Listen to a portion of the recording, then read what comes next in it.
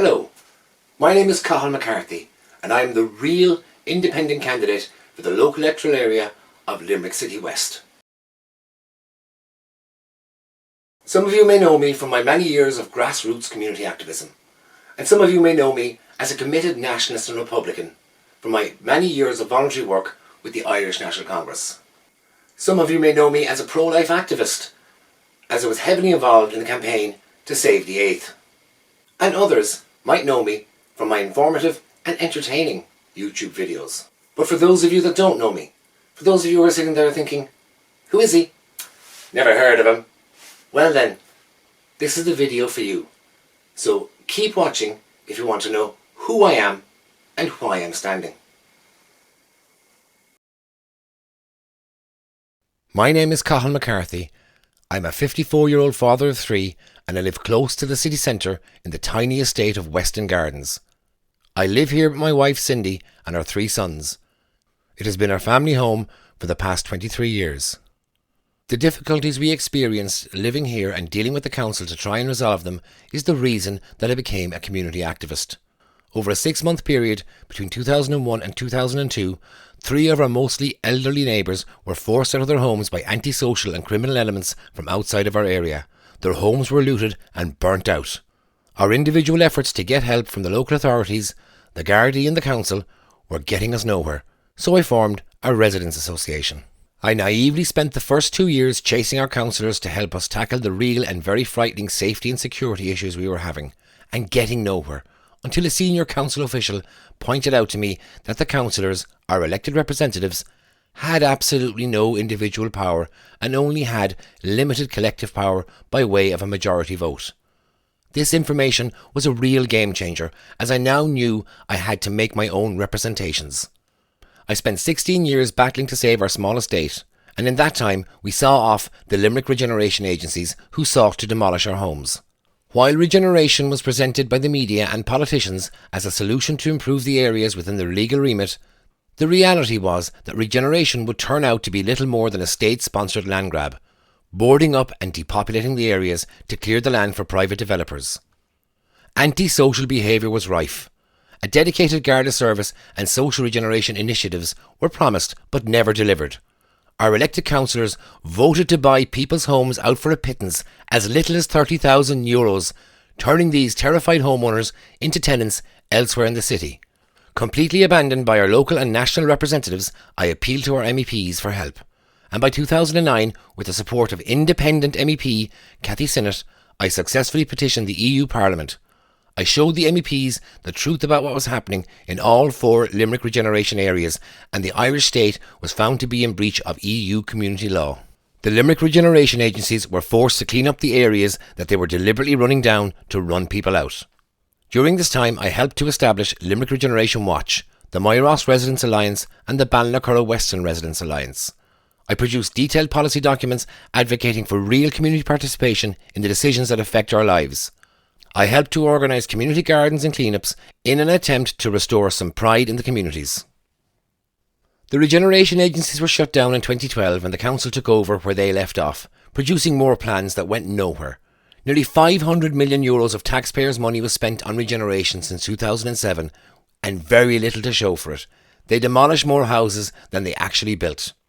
In 2016, Weston Gardens was eventually restored in line with the proposals that our Residents' Association had first put forward in 2003. So in 2017, I resigned from most of the committees I was on. I continued with my community activism by helping individuals with their complaints to the Ombudsman, the Garda Ombudsman and the Workplace Relations Commission, as well as helping people with their housing applications. I have gained 23 years of experience in navigating the official structures of local, national and European governance, working as a voluntary community activist to defend my own local area, and I have gained a wealth of knowledge and understanding of how to use those structures to make them work for communities. I also participated on statutory council committees. Over the years, I've had many successes in helping numerous communities and individuals to navigate these structures of power to achieve equitable and just outcomes. Now, I wasn't completely inexperienced when I first ventured into the field of community activism. I had cut my political teeth as a member of the Irish National Congress, the INC, a non-party political, nationalist and republican lobby group dedicated to the aims of freedom, unity and peace. I was on the national executive of the INC from 1993 to 2010, during which time I produced many leaflets and was editor of the INC News, and I held a variety of positions, including Public Relations Officer and Chairperson. The skills I honed on the national stage proved very useful when applied to my local endeavours. The highlight of my time in the INC was being part of a delegation that negotiated with the government to agree the new wording for Articles 2 and 3 of the Irish Constitution to facilitate the 1998 Good Friday Agreement. Of course, all of my abilities did not escape the attention of the political parties, and I have been invited to join more than a few of them over the years. In 2000, I was invited to join Sinn Féin and was offered a wage of £35,000 per year to become their party organiser and election candidate for Limerick.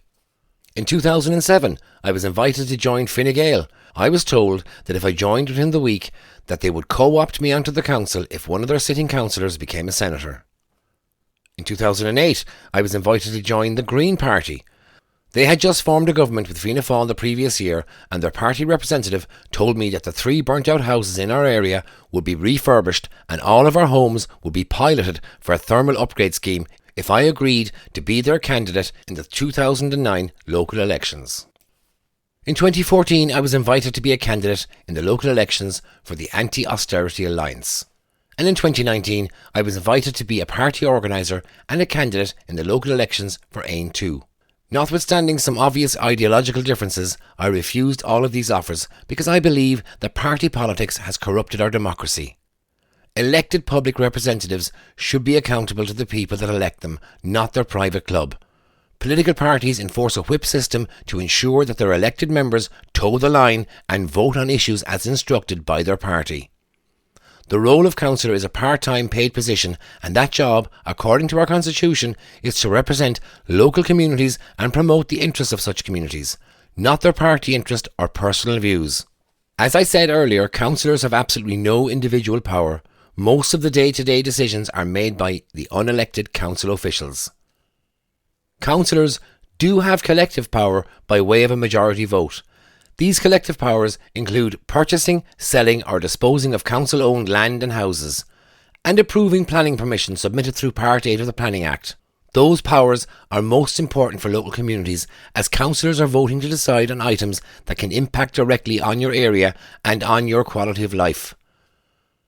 Councillors are directly elected by the people, and I believe they should be directly accountable to the people and should vote on such issues in accordance with the community's wishes and not according to their party's instruction. That is why I refused all of those offers, and in some cases outright bribes. Now, some of you might be thinking that I was foolish to refuse those offers, that I should have accepted one of them and got myself elected and then leave the party once I secured a seat. Well, that would have been deceitful, and I would never want to be elected on a lie or a false promise. That is what is wrong with Irish politics. Too many liars feathering their own nests, and I don't want to play that game. That might make me a dreamer. Well, so be it. I'll dream on until my dreams come true. I think it needs to be stated that all of my political and community activism was and is 100% voluntary, and I've never made a red cent from any of it. To earn a living, I've had many jobs over the years. I've worked in retail, security, and I was a web and graphic designer. I spent 15 years in the building trade, 10 of them as a self-employed contractor. Currently, I'm employed by the Limerick Civic Trust as a tour guide in the People's Museum of Limerick at number 2 Perry Square. Limerick has a rich and vibrant history, and I really enjoy showcasing our beautiful city and telling our story to people from all over the world. The 5-star reviews of my tours on TripAdvisor are a testament to my ability to represent. Elect me as your local representative and I will faithfully tell your community's story on the council. This local election should not be about seeking to represent any race, religion, ideology or sexual identity. I am seeking to represent your local community, the area in which you live. This is my 4th time standing in the local elections, and my message has been consistent. If you want real change, then you need to do more than vote for the new faces. You need to change how you are represented. As your councillor, I will be a strong voice for your community's concerns. I will fulfil my constitutional obligation to your community by voting on the council in accordance with your community's wishes. Give me your number one, elect me as your councillor, and you won't regret it. So there you have it. Over 30 years of my political and community activism condensed into 9 minutes. Thank you for watching, and I hope that you now have some sense of who I am and why I'm standing in this election. I don't believe that people are being properly represented. The farce that was Limerick Regeneration really did contribute to the housing crisis that we have now, and none of our councillors had a bad word to say about it.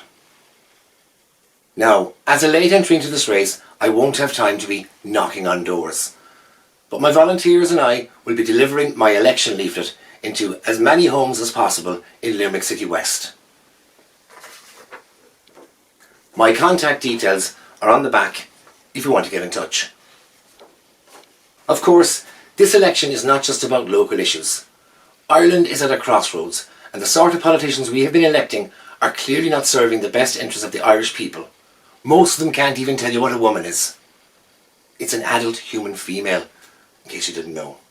If elected to the council, there is little I can do to change the anti-community and nation-destroying policies that the government and most of the opposition parties seem hell-bent on implementing. But we have to start somewhere, so we may as well start local. Stop voting for weak leaders and compulsive liars.